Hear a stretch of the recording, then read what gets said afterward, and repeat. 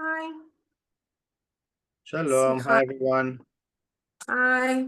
I'm sorry. Hi. You know how Zoom loves to do to update the moment you need it. So sorry.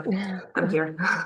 Hi, Tom. Thanks for coming. Thank you for It inviting will me.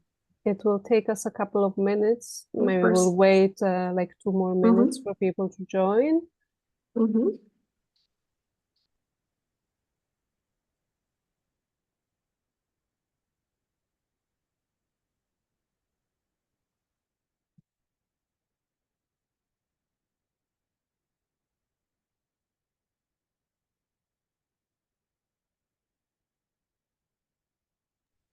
Shoval, maybe you can make me, Galit, and Tom co-hosts, so to make sure we can share and everything.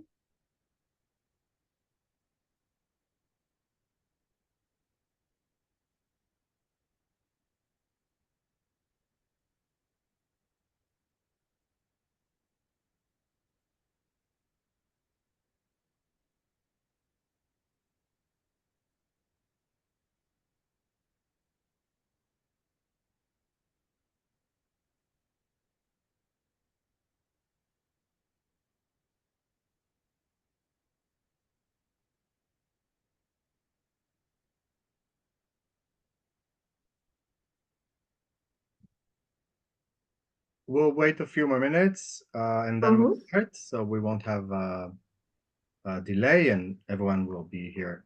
Everyone that got here on time will get what they, waited for.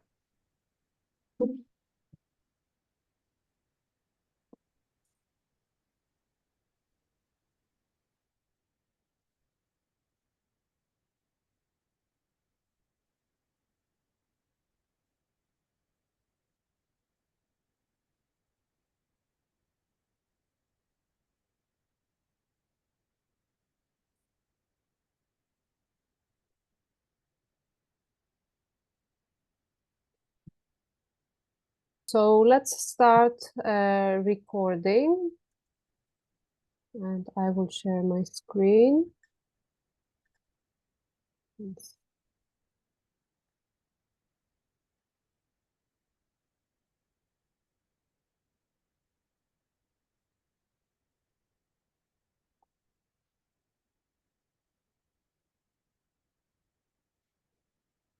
Okay, so thank you for coming and joining us in our research project that's actually in the middle of its way. We are exploring in our research how art and curation happen in extended reality, not just in physical space. Of course, we start from curatorial thinking in physical space, and then we ask the questions on what changes when we are in virtual space, in augmented space. And as a design school, we here in Shenkar in Israel, we want to look at how it happens in education, in higher education, specifically how we, the lecturers, can teach you, the students, the curatorial process, and how we can use virtual environments and online platforms to accommodate this learning process. So our project is called CREAMS. It's a project that has been approved by the European Commission and is co-founded by Erasmus Plus and the Greek organizations of IKI, the State Scholarship Foundation. The aim of the project is to educate and create awareness to the various stakeholders in the higher education regarding to creating and scaffolding creativity for art students and teaching the curatorial process and the curatorial thought. At the same time, we are developing a robust and innovative online platform, which is an open source tool. And the aim is virtual exhibition creation. The partners are 5 universities and a company, the University of Patras in Greece, the University of Thessaloniki, also in Greece, Shenkar here in Israel. We are a design, engineering and art school, NTNU in Norway, the Cyprus University of Technology, and our business partner is Cognitive UX in Germany. Our part in Israel is to host these webinars and to create a platform also to keep all the learning material. So in a bit, I'm going to put some links for you on the chat so you can have access to our Moodle, where we have all the learning material, we have tutorials for our platforms, and we have recordings from previous webinar, and there will be a recording from this webinar as well. On the schedule today, after me, I'm Rebecca Vital. I am a faculty member in the Department of Interior, Building and Environment Design in Shenkar. We will invite Tom Cohen to talk about curatorial flow. She's the academic director of A-Curate. It's a design program for curators. And then curator Galit Gaon will come and share with us her plenty of experience in the world of curation. She will talk about our curation, what happens when we move from the physical to the virtual. She is also the head of the curatorial studies here in Shenkar. Then designer Shobal Nir will do a hands-on demonstration of the Creams online platform. At that point, we are going to put some links for you on the chat that so that you can also join and try the platform if you would like. And then we will have some closing comments and we will ask you for feedback. Your feedback is important to us because we use this feedback to try to improve our platform and our research project. You have QR codes here on your screen. You can follow us in one of the social media platforms to get updates on further activities that we do within the program. In a few minutes, I will put this link. This is a link to our Moodle where you can have all the material regarding the Creams project, and if you want to join our online platform. So thank you, and I would like to pass on the microphone to Tom.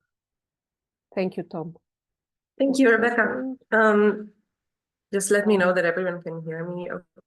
We can hear you, but I need to stop sharing. There you go. Hey. Hello, everyone. Welcome. I'm very happy to be here. So thank you, Galit and Shobal and Rebecca, for inviting me for this webinar. I want to talk to you about the design curation program and what it is, why we teach it, how we teach it, and talk a little bit about the process of, wait, no, sorry. Oh, full screen? Yes. Yeah. Thank you. And talk a little bit about the process of how we teach people to do this strange work that is being a curator and do exhibitions. So what is A-Curate? A-Curate is an international postgraduate program for design curatorial studies, which is a very catchy name, very short.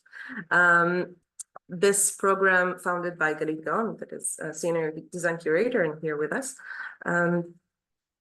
it aims to foster the next generation of curators and researchers and entrepreneurs in this field of design curation and design formats that we keep coming up with every year. This is an external studies department, part of the external studies department in Shenkar. So we get to choose students for this program that are not currently in their bachelor or master's program, but people that would like to take this year plus to study this profession and become our colleagues. So every year we choose people that we would like to be our colleagues for the next years. So I find it a great privilege and a really cool opportunity to impact this field. We are now in our 8th class of students, starting the 9th year very, very soon. So it became a rather big community of design curators coming out of this program, and we can really see the impact on the field with this. So I'll talk about this a little later. Just some technical details. Each year we have about 20 participants that come to this program from various backgrounds. I'd say about 70% are designers of different types. So some architects or city planners, and some textile designers or fashion designers or graphic designers. So very, very different perspective on design. And the other 30-something% are usually from management, communication, education, some lawyers, some people from like other big organizations.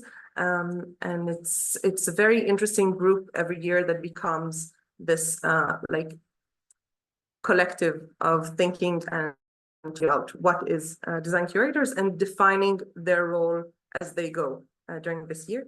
And this is the fun part of teaching older students and people in their 40s or 50s that have some mileage and some perspective on their career and life.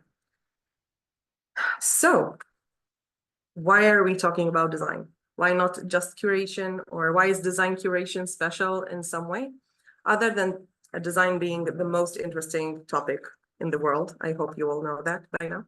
Curatorial work requires constant research, wild curiosity, a passion for collaboration, endless flexibility, and a lot of optimism, which is kind of also the way we can talk about design, but it's design gives us a wide enough prism to examine most of material and visual culture, most of what humans make. And it allows us to talk about buildings and cities, but also objects that we can hold in our hand or be in, and something that are so small like jewelry or buttons or UI, and some very, very ancient works. We have archaeologists teaching in our program, but also people that talk about the future and speculative design. And this is all existing in this field very naturally. The design field holds all of these topics and can really talk about all of these things. And it allows us during the year to talk about many, many, many subjects. And you can see we have lectures from museum studies, design, anthropology, philosophy, archaeology, history, journalism, literature. And this all really resonates with the more practical sides of the toolbox we're teaching the students, like working with artists and designers, collection management, research methodologies, writing for different things, curators, spatial design, production, marketing, experience planning. This is always meeting very, very, very different perspectives. Design is a practice base that doesn't exist in a vacuum. It always talks about what society believes in, our technology, our economy, the changes that go through our lives and our societies and our the places we inhabit.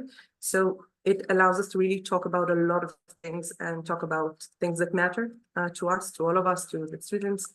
And then understanding all of these really wide perspectives, they can go and do whatever they like. So some of our graduates are working in design exhibitions, but some of them are working in science museums or nature museums, or working with art, or working with education, and so on. How do we develop this curatorial toolbox I keep talking about? And I want to show you how how our curriculum is built on 5 units. Since this is external studies, we can do whatever we like with the semesters, so we just call them units. And I'll talk a little bit about what we're doing in them and show you some of what the students are doing in these programs. So you can see it's 13 consecutive months. And we talk about 5 units. And we start with observation. This is the first tool in our toolbox. And in the observation, we are just collecting the dots we would like to connect later. So just understanding the field we're going to, understanding what is contemporary museology, what is a curator, what is contemporary design, how to ask the right questions or the interesting question or the wrong questions, and how did we get to this point? Like some history, but also just keep practicing. What can I do when I find something interesting? Which is, I think, the most important questions for people in research and in curation and design. We also talk about material culture and understanding the biography of objects. So those of you who know this field, I hope can hear all the theoretical part that is behind this. And we are also experimenting with writing methodologies throughout the year. We start with very intuitive writing, and we practice a lot of just how to try this wild adventure of researching objects. So you can see some of the mind maps that students make in their first tries and their first in this work. And this is something we do constantly. It's like mind Pilates, Galit always says. Like you have to do it again and again and again until it becomes this very, very natural movement that your mind can just make with anything it sees. We go through observation to interpretation and start talking about our role in this field we just found. We talk about the start to connect the dots we collected. And we talk about impact factor.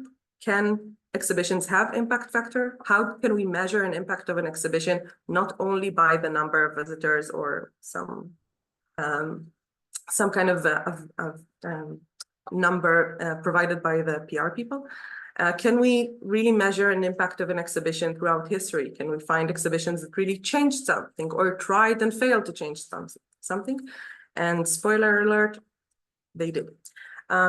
We talk about design philosophies, and we're trying to understand what happens between art and information, and the connection of what illustration is, the connection of image and text.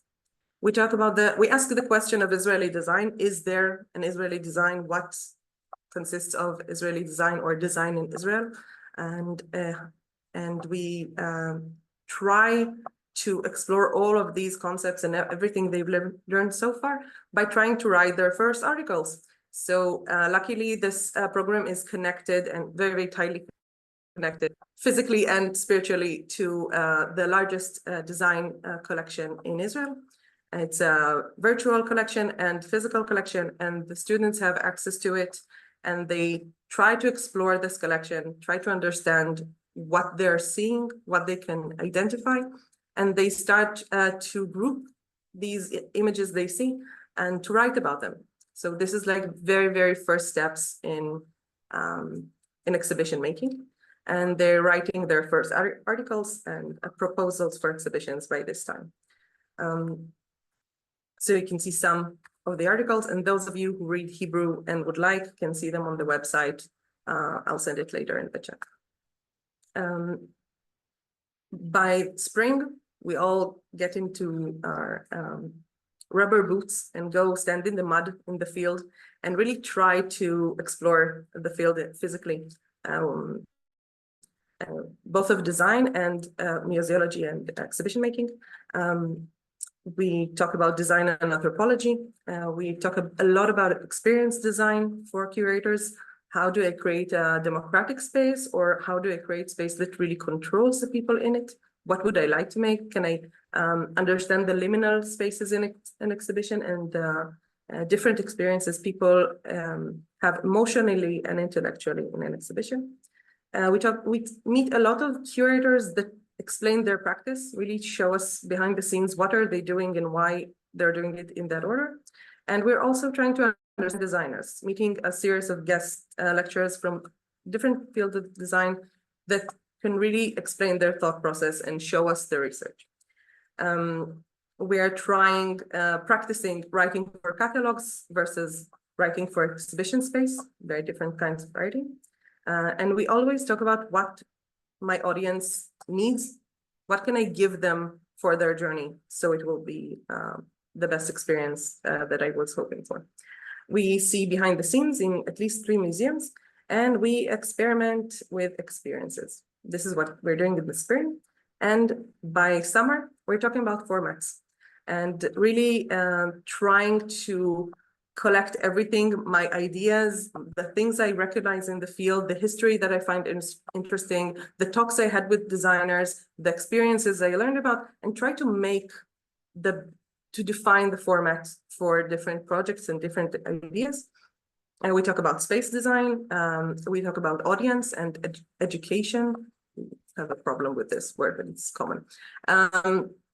Education in museums, and we do all the how-to. The staff curators need to know about copyrights and contracts and PR and how to write an open call and budgets and all of these scary papers that all curators need. And of course, we talk about digital exhibitions, which is super interesting, and no program will be complete without it. This is I cheated. There are 6 parts, but this one is like 4.5. An internship. Every student is required to work in the real world. I'm sorry, there's a typo.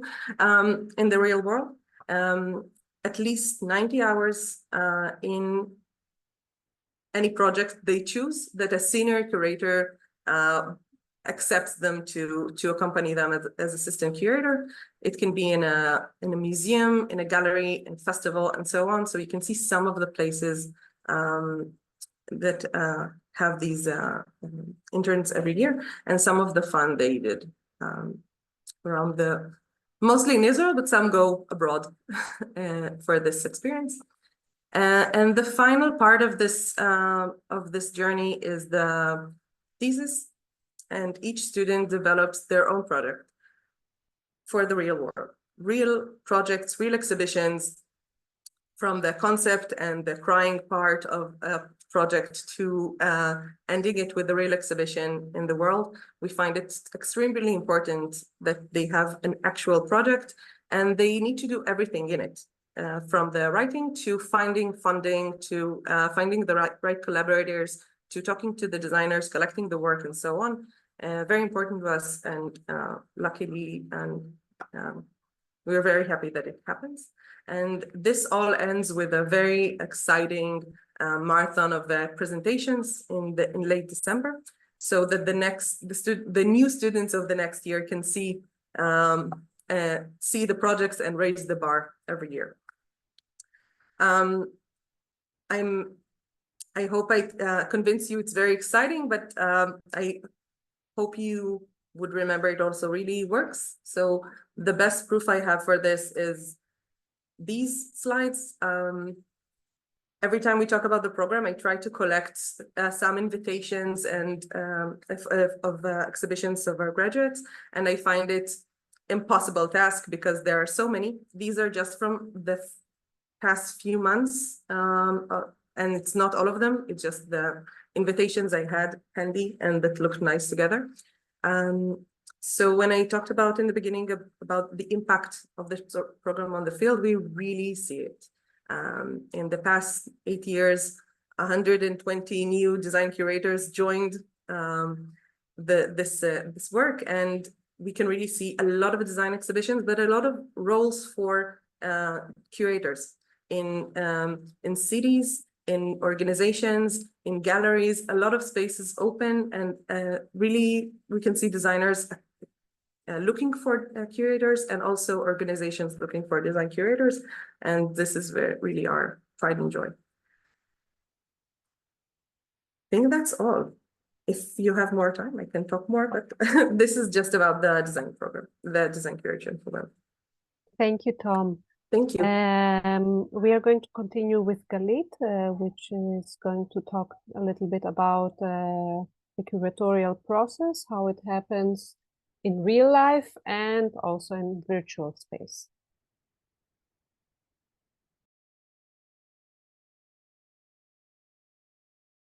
Galit, you're on mute.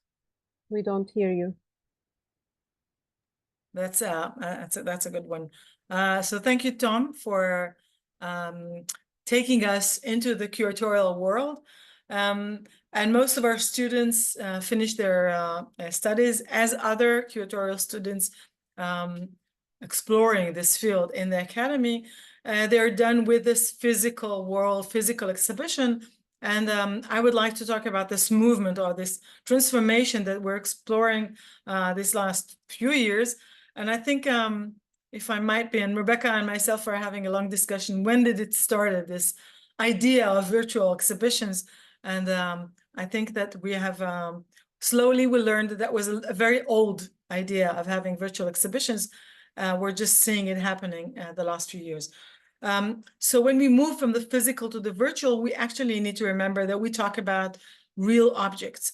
And the challenge that we face when we would like to present real objects in the virtual world is our memory, the memory of our visitors, our memory as curators, and the expectation to meet an actual object or an actual image that we remember. We know the weight of it, we know the size of it, we remember how wood feels like at the tip of our toes. And when it moves to the virtual world, our challenge is to not to try to have the same experience in the virtual world, but to add other experiences that we can have and to leave the objects somewhere in this concrete world of exhibitions. So this movement from physical to virtual sometimes would be prehistorical pieces, or sometimes would be contemporary design. And in the virtual world and not in the physical world, they can actually sit at the same exhibition and they will be joined in the same room. And so we can explore the connections, as you can see here, between those small figurines made of stone, between 50 to 2,000 years old, 200,000 years old. And these objects on the right side, which are approximately 2 years old. So exhibitions mainly are a very fascinating connection between collections, collection of ideas, pieces, thoughts, and the visitors. And what you see in the center here is whatever happens in every exhibition. It is not the same. Every exhibition, every experience is different. And us as designers, as curators, we need to remember that this experience is the most interesting happening that we are addressing. So it is not about organizing the collection. It is not about understanding the visitors. It is about designing this very unique experience that we can share.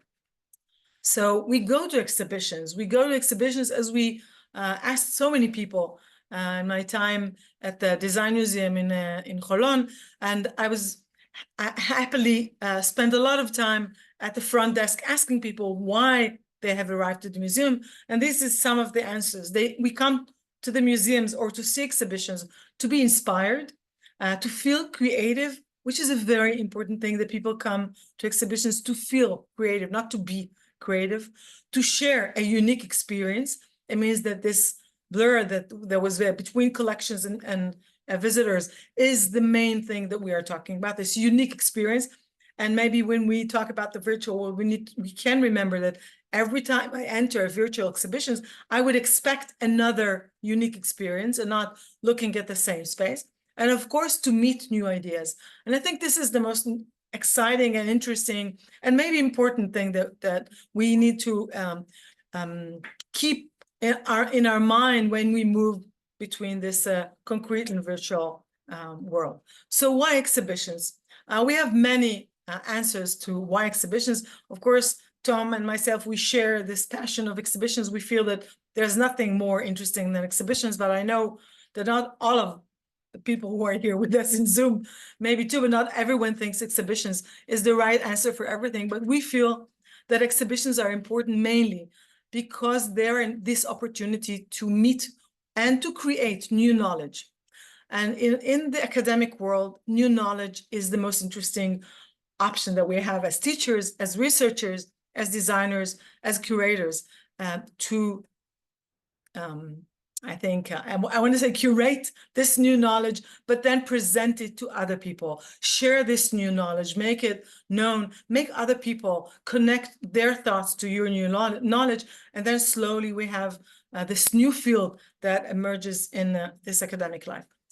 When we look back at collections and exhibitions, they started like this, very interesting rooms developed into this, which is sometimes horrific, but sometimes very beautiful collections that are underground, the main museums, and of course, the contemporary exhibitions or collections that are presented as collections. So when I enter this room, I need to forget where I am. I need to see the collection. I need to feel that somehow I was transformed into this beautiful world of chairs, and then I can meet the collection. But yet I always remember that there's a collection, and I'm very small, and the space is very big, and there's no way I can approach one chair or make it turn around or turn it upside down and really look at the details, because the whole collection is the important part, not the details themselves.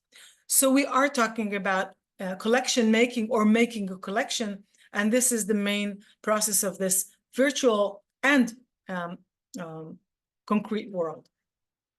When we think about exhibitions and collections, the contemporary ones are they still look like this. All of us go to the museums. We still go to Design Week in Milan or Tokyo or wherever around the world, and we meet different objects. They stand in the room, and our path is designed by the space and not by our interest. Meaning we enter at the entrance and there's a road that someone planned for us, and then we go around the exhibition and we exit at the exit door, and we moved through the space. When we go to virtual, the most interesting question, I think Shoval and myself have discussed many times, that there's no virtual path. You can go wherever the exhibition takes you or wherever you want to go in the exhibition. And this freedom we have in virtual space will allow us to see this exhibition every time from a different angle. The challenge of concrete and physical exhibitions is usually data. We move through space, and architectural exhibitions are the most complicated ones. And the space is filled with images and models and numbers. And very soon we're tired and we are not looking at anything. We just move forward to the end of exhibition.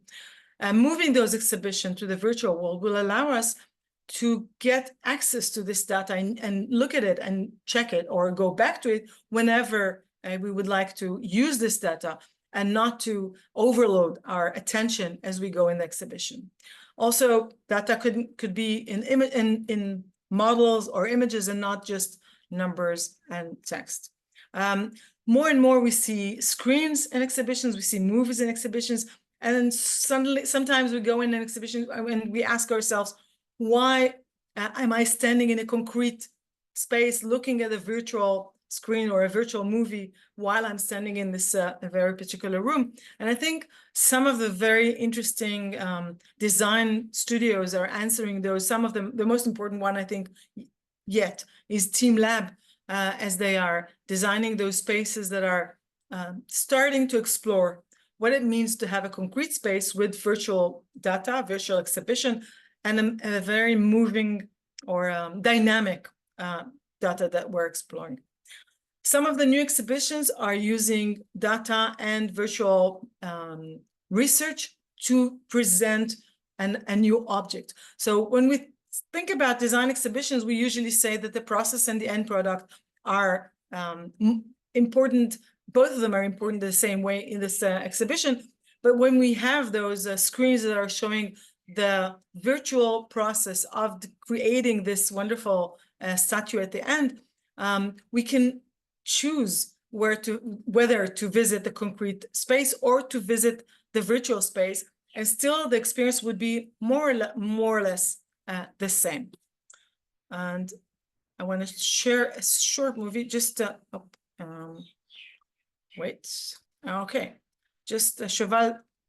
Machine looks at this information like a human being, but it's kind of more like a collective memories than a personal memories, because a building in New York can be explored by thousands of perspectives from multiple angles from a different time of the year. It's more like an honest memory for a machine because it feels more totalitarian and like feels everything and everyone than just one person.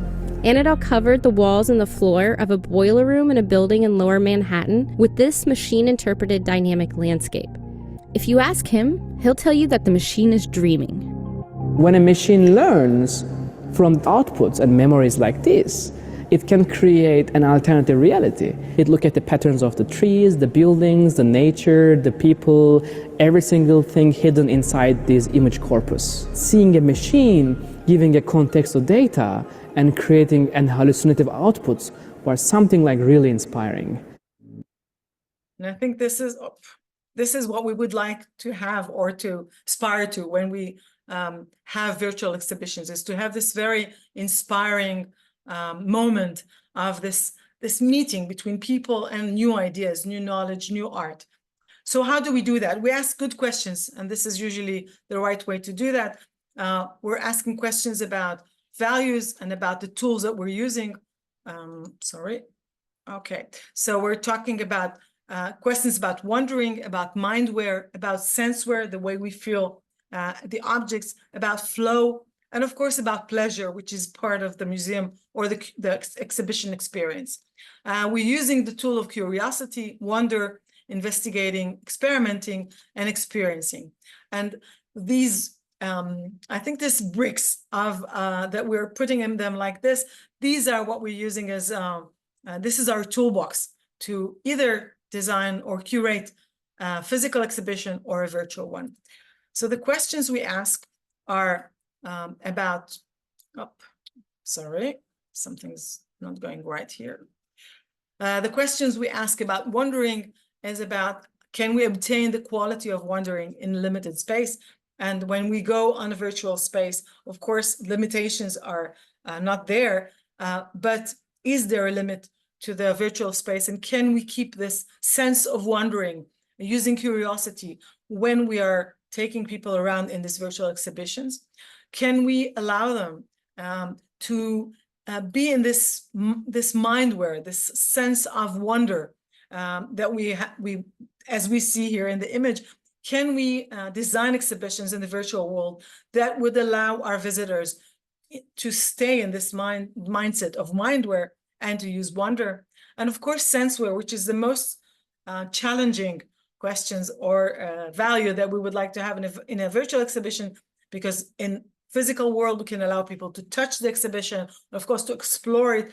And how can we allow people to investigate the space, the materials, the new ideas that we're showing them? And of course, flow, which is, I think, more easy, is how can we conceive this, convince people to leave their safe zone and move forward. But once people entered our physical or virtual exhibitions, we would like them to forget where they came from. We would like them to forget that they have a watch and they need to go somewhere. We would like them to wander around this exhibition and enjoy this very particular time and very unique moment that they have in an exhibition. And of course, I think the most important one is the experience and of course and pleasure. In the Israeli law of museums, pleasure is a very important value that it was written for years as part of the law. This year, I think they've changed it, and instead of pleasure, it says more like fun. But I feel that we are talking about pleasure. It's a physical pleasure, it's an emotional pleasure, it's an intellectual pleasure, it's the way we experience exhibitions. We ask questions about people. We want to have connections between people. We want people to explore the space in different ways. We would like to know the people that are entering exhibitions, and we would like to edit the information in the exhibition according to our visitors. Questions of architecture, of course, we all know the concrete ones, but as we go from physical to virtual, we need to try and translate the way we feel space, the way we move in space, the meaning of space in the virtual world, and I think maybe if we would like, or we can explore this thought of letting go, this idea of floor and walls and doors, and maybe designing new places, new ways of exploring the space in the physical world, and then maybe the virtual exhibitions could learn from that. One of the beautiful exhibitions that were designed in the last few years is this exhibition of Escher ex Nendo, Between the Two Worlds. And this space is a physical space mimicking or relating or being inspired by a virtual or a physical virtual image by Escher that talks about the math and the 3D idea of I'm missing words, I'm sorry, of the perspective of space, sorry. Okay, and just a short video if I have time. Rebecca, it's okay? Yeah? Yes, I think so. Okay. Because this exhibition was so unique, I think it's nice to see how it worked.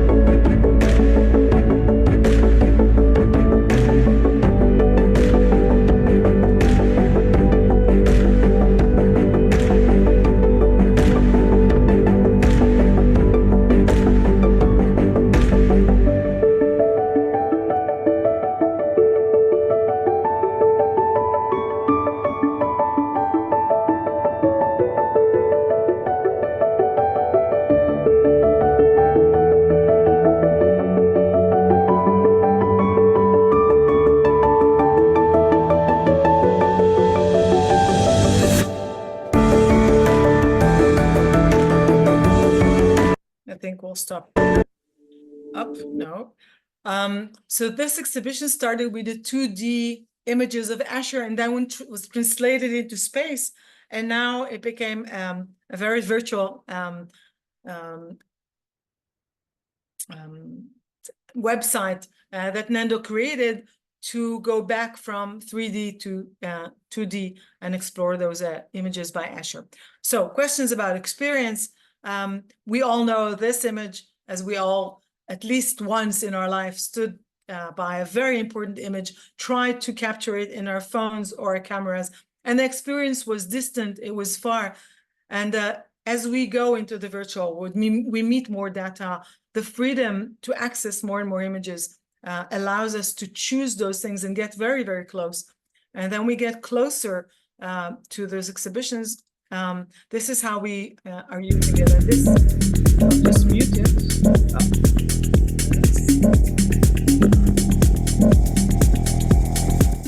And this exhibition was at the Barbican in London, and it was the first one that actually presented different exhibitions that people could really experience different virtual experiences in this space.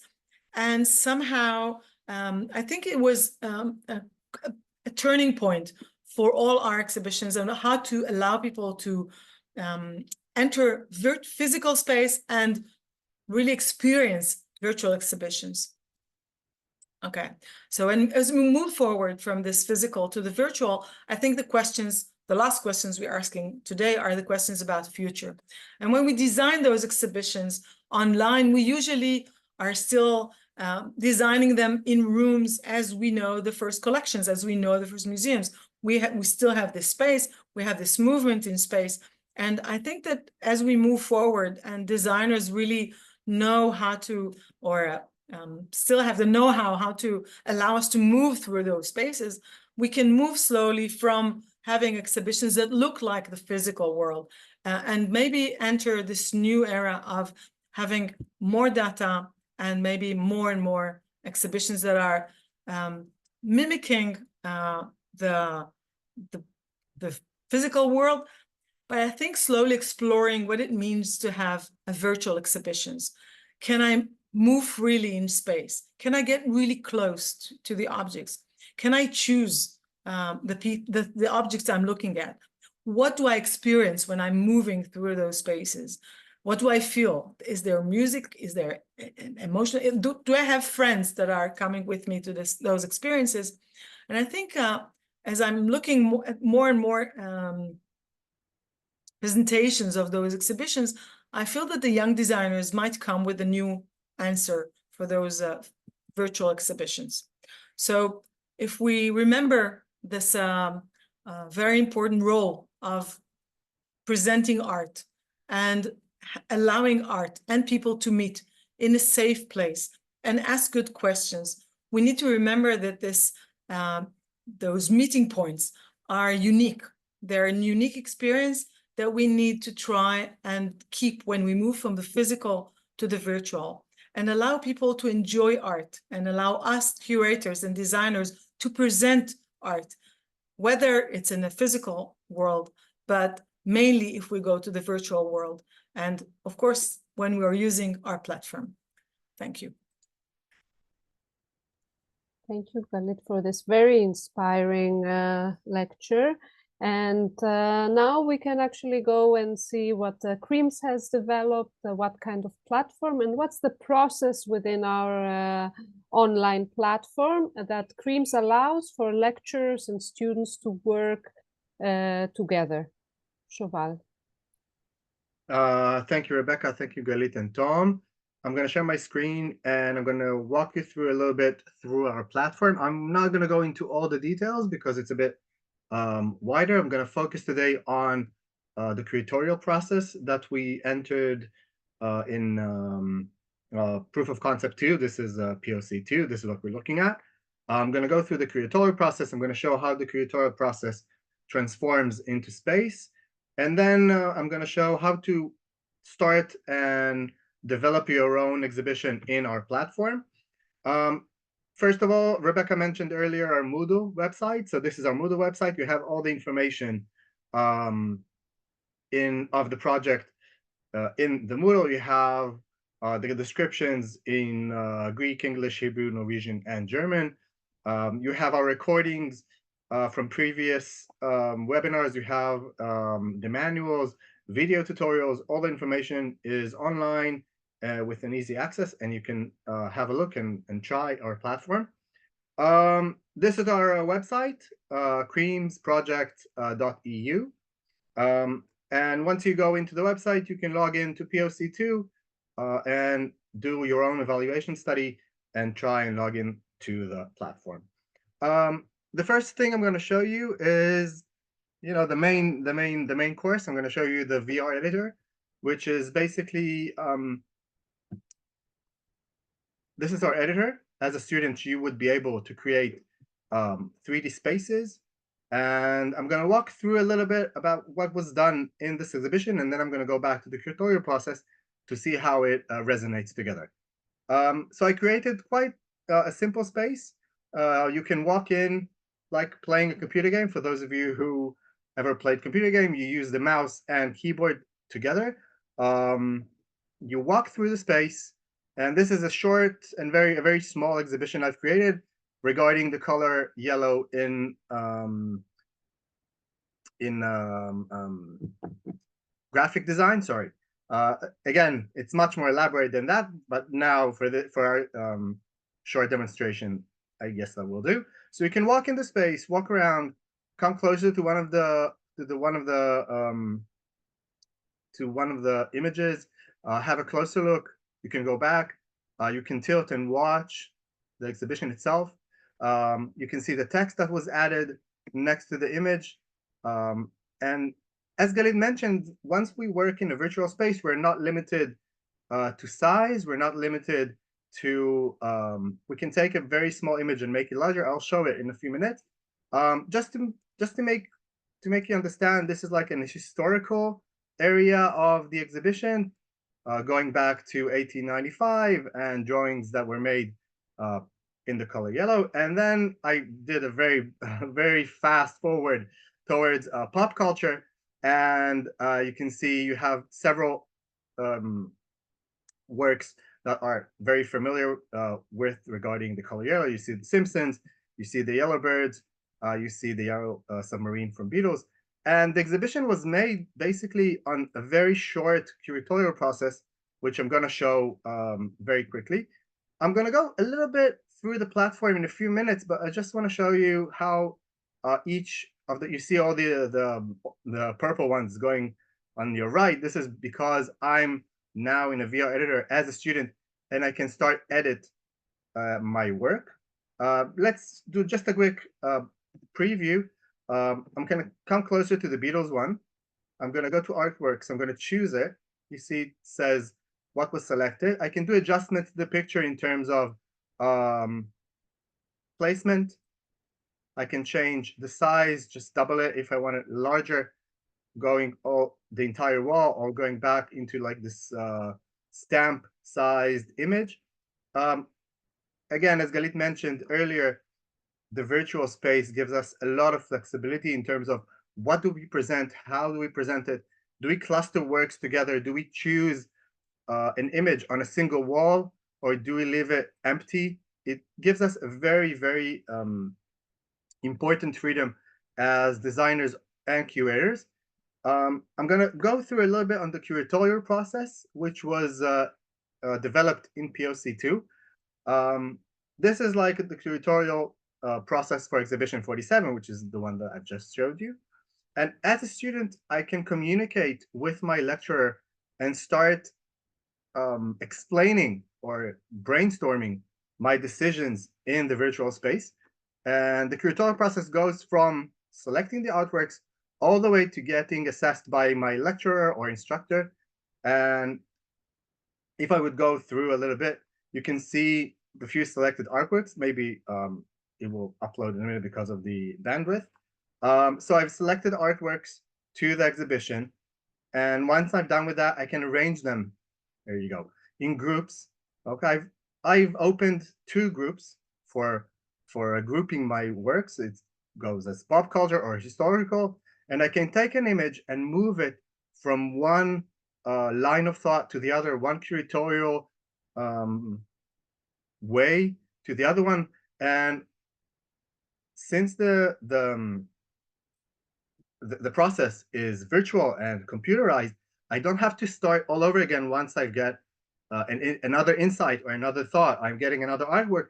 I can move everything through the curatorial process and basically create a different exhibition or a different curatorial way from for every image. The next phase in the curatorial process is describing my arrangement. Again, I did it very basic. The historical parts, our artworks are grouped by timeline in order to enhance importance in an historical point of view. And I submit this description to my instructor, and in the next screen, you will see his feedback or her feedback. Again, this is the historical part, and this is the pop culture part. And once you see this, I've added another line here. I'll go back a sec. I can read the feedback from my lecturer. Make sure to mention date and techniques. My lecturer saw my curatorial process, my curatorial way of thinking, and she or he feedbacked me in order for me to add more work and to develop my exhibition. This is the prop culture again. Please add some more relevant artworks because I had just 2 or 3, and then we have much more works in the color yellow in pop culture. And once I've done that, I can expand my narratives and write a longer description, and not just the basic one line description. I can write a more elaborate explanation to my instructor about what I've done. And the last bit of the curatorial process is basically getting it checked and assessed, which my lecturer hasn't done yet, which is very bad. But he will do, I promise, in the next phase, once we will see the instructor's bit. So how do we start? Rebecca, do you want me to elaborate a little bit more? Is that enough? I think this is good. I mean, the moment that this process has finished, which is more of the thinking process, this process does not happen in 3-dimensional space. We didn't even think about space yet. We we talked vaguely about grouping, we talked about curatorial texts, and only then we take our exhibition inside the space, inside the physical space, inside the virtual space. Great. So once I'm going to show you how to basically start a new exhibition once your instructor has given you assigned you with an exhibition. Just to see what we're looking at, I can communicate via chat to one of my lecturers. My lecturer here is Rebecca, myself in a different email, and Oshri, which works with Galit and Tom. You can add artworks. You see, this is my uploaded artworks. I can go on and add a few more. I can go to add artwork. It's very quite simple interface. I upload my artwork. I give it a title, a year of creation, etc., and just upload it to the cloud. It doesn't take space in your computer. It goes online. And this is my assigned exhibitions. I have a few because I'm very busy and I have a few exhibitions. And what I'm going to show you now is the walkthrough from how, once I've uploaded my artwork, I can go and create my own exhibition. I can do an indoor exhibition. And once you see here, you see a modular space creation. All this rectangle is basically an open space I can use. I just need to choose my entrance, and then I can design my own space. Once I press the first click, I get the green square. The green square is the entrance. It's 5 by 5 by 5 meters. The entire boxes are on that dimension. And I can choose what space I want to create. I can create, let's say, a very long corridor space, or I can go and do like a T size, T-shape room, or I can go and make like a very large exhibition space, which is like a white box, white cube. And to make it simple, I'll just make like a very simple rectangle, so it will be easier for us to understand what we're doing. And once I've chosen my space size and dimensions, again, it's all approximate because, as we mentioned earlier, we're not limited to a built space. We can go on and change it. We can go back and redesign everything once we understood that this is not what we expected or not what we wanted. We're not limited to a concrete and built space. So we can create from the same bank of artworks, we can create several different exhibitions and get the sense of how it feels like to be in each and every one of them. I save and go back to the viewer editor. Let me try that again. Let me just go back. It, for some reason, didn't work as I expected. Let's go to the indoor. I'm going to do that again. Sorry. Let's do it quickly. Okay.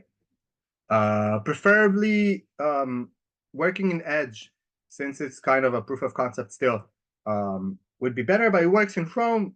Again, both platform works well in both platforms, okay, in Chrome and Edge.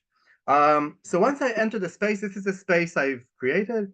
I can move forward and backwards, right and left, and I can tilt my head in any direction. Let's start and placing some artworks on the wall. I move towards the wall, choose it. You will see on, you can see what you've picked. You see over here, selected wall, right, this one, and I can go to artwork, choose which artwork. Here you see all the yellow graphic design bits. I'm going to choose one randomly. Let's do the Pac-Man. I'm selecting it, and it is placed on the wall. It's as simple as that. I can go choose the image. I can press the image, go to adjustment. As you see here, the name of the artwork is the name of the file that I gave it in the previous window. And I can replace it according to my choosing. I can make it tight and close to the wall. I can go and take it a little bit further. And as I showed earlier, I can change its size. I can double it, or I can make it smaller. And we can do that with numbers as well. So you can basically even change the proportions of the original image. numerically here. And obviously, if I don't like what I've just done, I can delete it and take it off the platform. Once I've placed my artwork, we can go and add, let's see, where is that? I can go to spotlights and add a spotlight as you would in an exhibition. You want to focus on the artwork. I can add a spotlight. I'm choosing the wall, sorry, and I'm adding a spotlight. And again, with the same basic interface, I can move it and make it aligned or centered to the wall. I can change the intensity of the light to make it dim or stronger. I can change the color. Sorry. I can change the color in this very familiar interface, and I can make it larger or smaller according to my preference. In the advanced features, I can even focus on the penumbra, which is how dim the light gets, how blurry the light gets, to get a more natural feeling. And I can name it. I can name it on spot. Let's say spot on Pac-Man. So I would know later on if I want to do some changes, which spotlight is it. You can go and change the room light to make the room more lit or less if you want to create some kind of a darker, more dark ambient exhibition. Again, it depends on what you want to achieve. And since it's that easy, you can create several and different choices or several different ways you want to show your artwork. You can also add a title and the text. Again, choosing the wall. Let's call it Pac-Man or the Pac-Man. And once I add a title, it would probably in the back of the artwork, which is no problem. I can go to adjustments and select my text, which I haven't seen it. It goes back behind the picture. It's no problem. Again, I'll relocate it. There it is. And put it down next to the floor as you would in a very in a similar way we are used to viewing this. Again, it can go back. You can do that again, very big, and put it next to the image if you want. Everything is quite open and quite flexible in order to create a very dynamic and easy space for you to work with. I'm going to go back to this wall, and I'm going to do it again quite quickly so we can have a quick look. And then we would see, Rebecca, if we have time, a few more works in the visitor mode to show what can be done, which is not as basic as mine. Shoval, maybe, I mean, rather than doing it again, I think we should maybe jump to some examples because I see it's already 7. Okay, no problem. Good. Thank you for keeping time for me. I'm going to log out of the system. Okay, I'm going to save this. Once you see you created my exhibition, I can go back. I'm just going to show it briefly and go back and keep on working on it.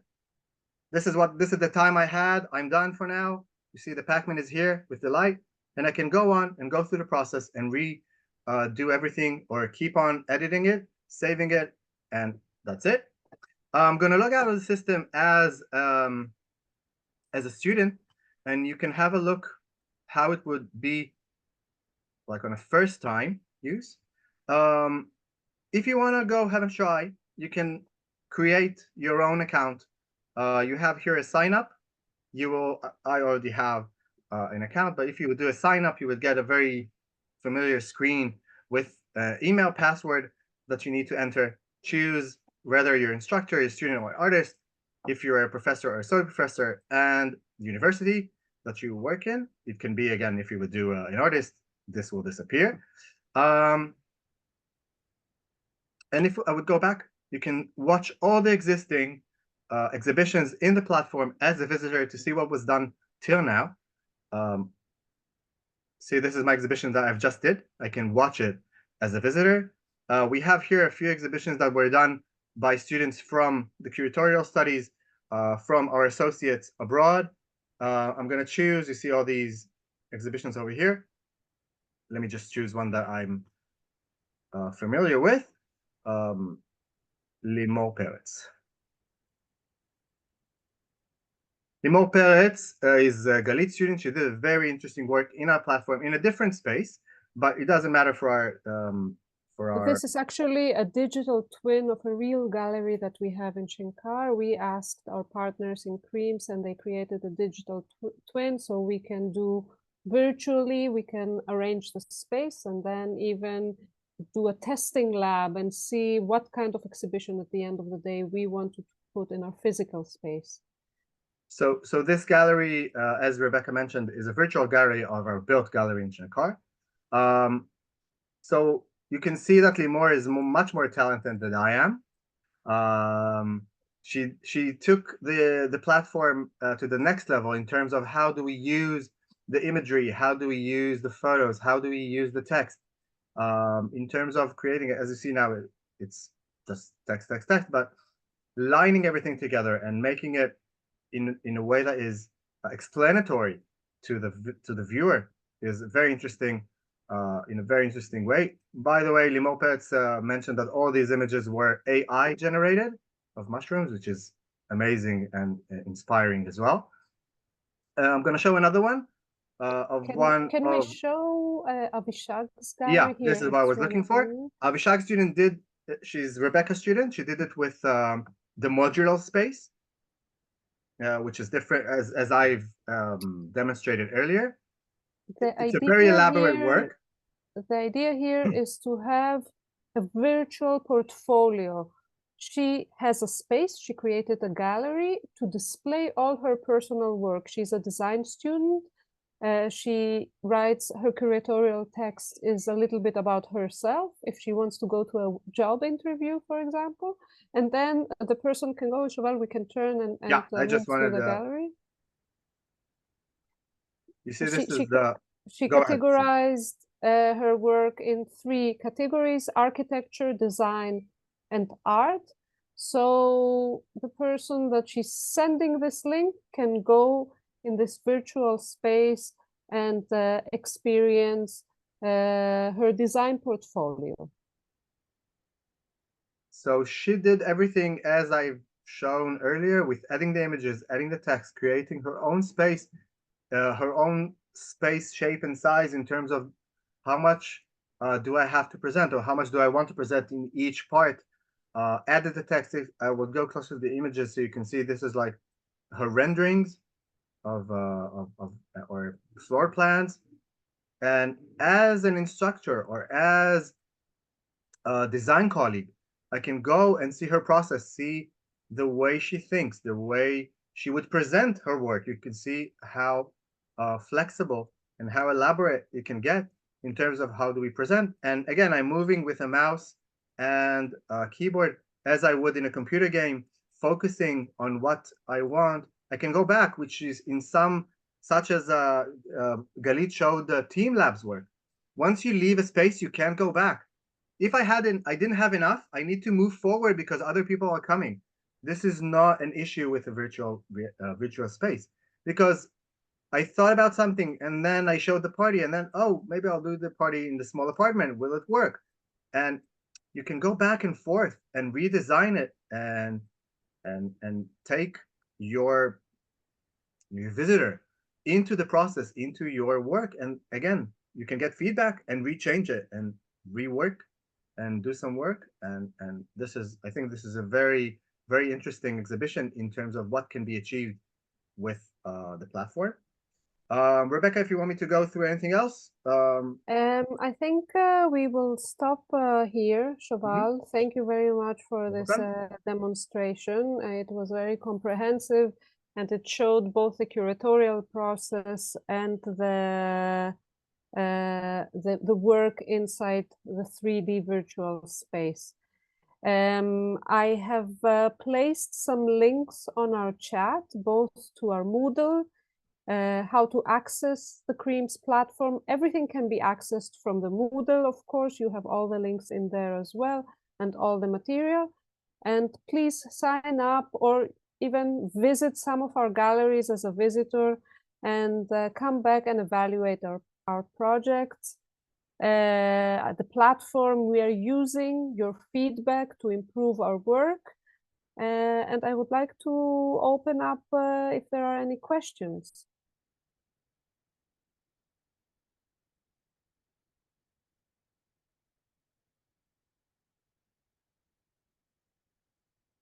Well, if we don't have any questions, I would like to thank you all for joining us.